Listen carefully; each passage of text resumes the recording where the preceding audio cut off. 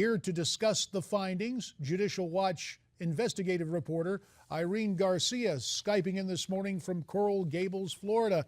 Irene, that is a whole lot of money for 4 months shelter. What was all that money spent for?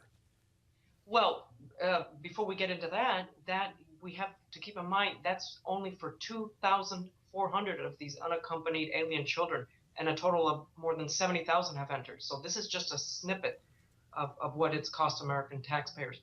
What the money went for, all sorts of outrageous things like laptops.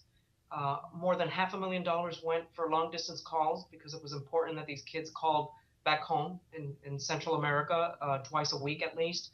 Big screen TVs, laptops, food, recreation, something called multicultural crayons, whatever that is. There was no elaboration on that. We got these records from Health and Human Services, all sorts of outrageous things. And this is only the tip of the iceberg. And again, a snippet of what it's costing us. So you mentioned that, and I don't know if you guys sat down and extrapolated the figures for what, some 70,000? But these costs, it would appear, would go into the billions of dollars if you're able to track it down.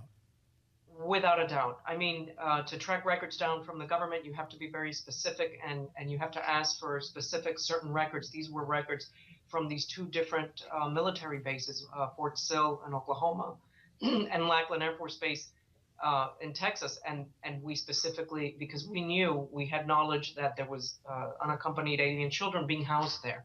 And so we had to specify the records that we wanted and the contract with this nonprofit, which, by the way, the contract goes through 2016, which, of course, would lead me to believe, and I think most reasonable Americans, that they're expecting more.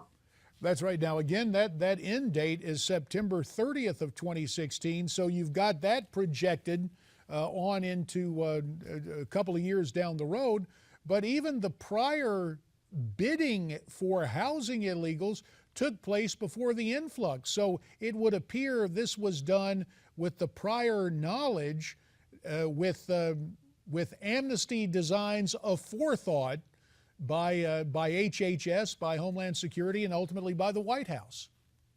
Absolutely. Clearly, the administration was expecting this. This was not a surprise. Judicial Watch has uncovered records of that, and we've had contact with Border Patrol agents on the ground.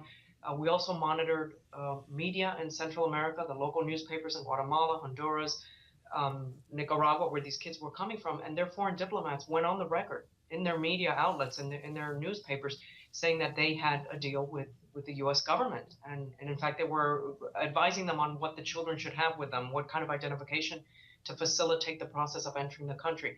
Another thing is Mexico has always been very rigorous about protecting its borders from Central Americans. Mexico clearly was in on the deal because they allowed these tens of thousands of minors to come through Mexico as they made their way north. So this was a collaboration of several countries, including Mexico and these 3 Central American countries, and clearly the Obama administration. So when they lied to the American public and claimed that it was just a sudden influx because they were fleeing violence in their countries, and countries that have long been struck by violence, I don't think anybody bought it. About 30 seconds remain. We've seen some pictures. Again, the people coming into the country, the juveniles, not all little kids, not all toddlers, were they? No, absolutely. Border Patrol agents told us firsthand stories. Some of them were teenagers. They were sexually active. They were being recruited by gangs. These Border Patrol agents were upset and feared for their safety.